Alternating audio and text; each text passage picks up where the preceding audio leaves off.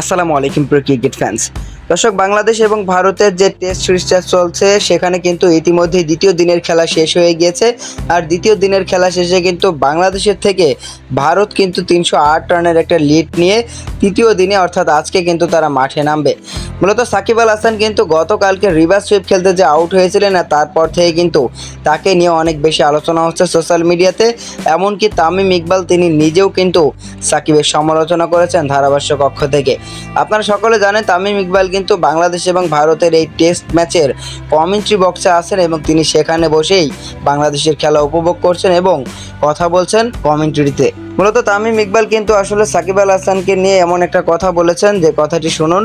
তামিম বলেছেন, সাকিবের reverse sweep খেলায় আমি অবাক হয়েছি, কারণ সচরাচর সে এই শট খেলে না। বাংলাদেশের ব্যাটিং লাইন আপ স্ট্রাগল করছিল, এমন অবস্থায় সাকিবের এমন শট অনেক প্রশ্নের জন্ম দেবে।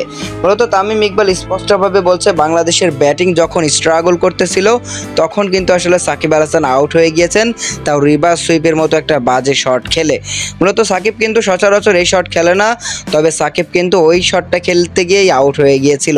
আর তারপরে কিন্তু কমেন্ট্রি বক্স থেকে তামিম ইকবাল এরকম একটা কথা বলেছেন। আর তামিম সাকিবকে নিয়ে কোনো কথা বললে সেই কথা তো গণমাধ্যমে ভাইরাল হবে, এটা তো স্বাভাবিক। তো বাংলাদেশ কিন্তু আজকে তৃতীয় দিনের খেলায় আরও একবার ইন্ডিয়ার বিপক্ষে মাঠে নামবে।